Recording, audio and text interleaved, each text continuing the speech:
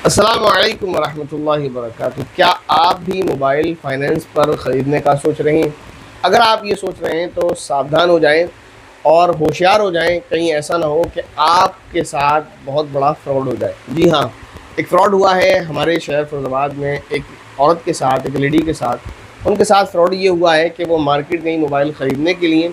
उनको मुख्तलिफ़ किस्म के मोबाइल वहाँ दिखाए गए। वो कहने लगी कि मुझे सस्ता मोबाइल दे दें, और वो नकद ख़रीदने के इरादे से निकली थी।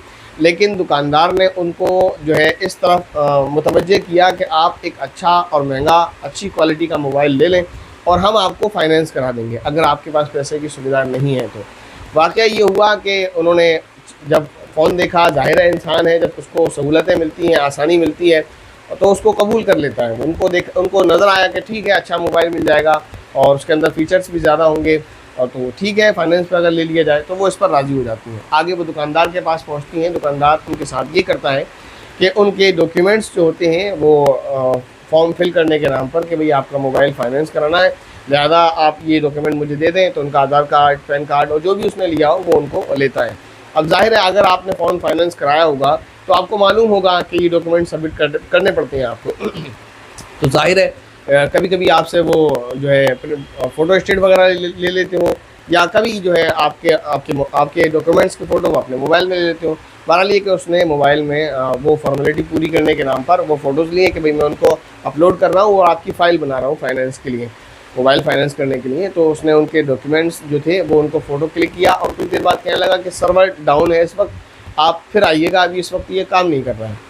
तो वो चली गई। अब ज़ाहिर है फ़ोटो खिंच गए थे वो, उसको तो ये नहीं कहती कि डिलीट करो, वरना उनको ये ख्याल था कि इसने गैलरी में सेव किए होंगे। उनको लगा कि शायद जो फॉर्म सबमिट किया जा रहा है, क्योंकि जब हम सिम परचेज़ करते हैं, आपने की होगी, या सिम आप जो है आपकी खो जाती है, आप दोबारा निकलवाते हैं, तो आपको मालूम होगा, या आप पोर्ट कराते हैं, तो जो आप वहाँ पर जब जाते हैं तो आपका आधार कार्ड लेकर वो जो दुकानदार होता है वो आप सिम पोर्ट करवाएं या नहीं लें, तो वो हाल के हाल जो फाइल बनाता है उसी पर आपका आधार कार्ड और आपका फ़ोटो तुरंत अपलोड करता है।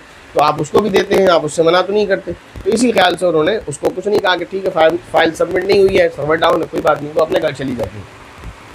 घर जाने के बाद ये होता है कि कुछ महीने बाद वो नहीं जाती हैं कि अब सर्वर डाउन था, नहीं हुआ फाइनेंस, कोई बात नहीं, अब उनकी मर्ज़ी, वो आगे दोबारा नहीं जाती हैं।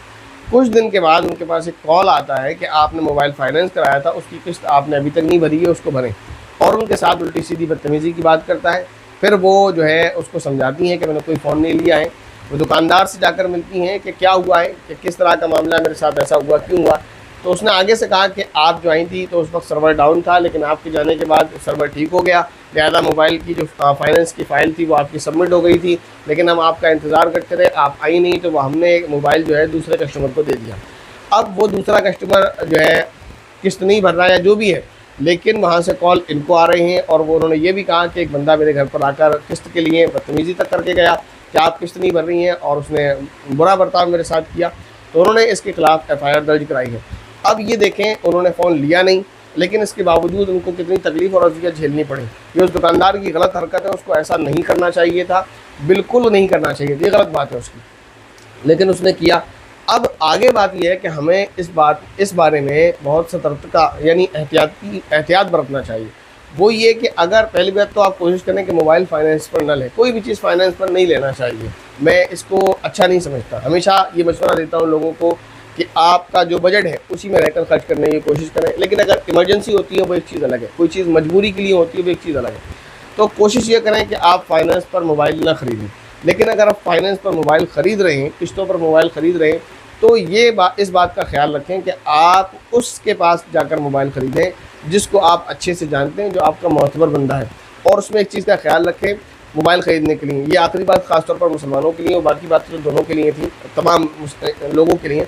आखिरी बात ख़ासतौर पर मुसलमानों के लिए कि किस्तों पर आप मोबाइल लेते हैं तो वो एक सूरत में जायज़ है, फाइनेंस पर आप मोबाइल लेते हैं, कि जब आप फाइनेंस पर मोबाइल ख़रीदने जाएँ तो वहाँ कोशिश ये करें फ़ोन वो ख़रीदें जिस पर आपको 0% ब्याज भी ना देना पड़े, यानी आपको ब्याज देना ना पड़े बिल्कुल भी, क्योंकि इस्लाम में जो है सूद लेना और देना दोनों ही गुनाह है।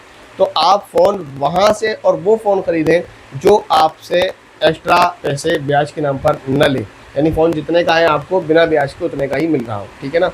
दूसरी चीज़ ये है कि आपकी जो किस्त है उसको आप लेट ना करें, क्योंकि आप लेट करेंगे तो आपके ऊपर पेनल्टी लगेगी, उसमें दुनिया और दीन दोनों का नुकसान है, आपको एक्स्ट्रा पैसे देने पड़ेंगे और ये पैसे नाजायज़ है, क्योंकि पेनल्टी इस तरह इस्लाम में जो है लेट पेमेंट होने की वजह से लेन देन इसका जायज़ नहीं है। तो फिर आप ये काम ना करें, ठीक है ना। मोबाइल अगर आपको फाइनेंस पर ख़रीदना भी है तो फिर आप ये काम करें कि 0% फाइनेंस पर जो मोबाइल लेते हैं वो ख़रीदें और आप टाइम टू टाइम किस्त भरते रहें, ताकि आपके ऊपर पेनल्टी न लगे, एक्स्ट्रा ब्याज आपके ऊपर न लगे और आप गुनाह से बच जाएँ। उम्मीद है ये बात आपको अच्छे से समझ आई होगी। अस्सलामु अलैकुम व रहमतुल्लाहि व बरकातहू।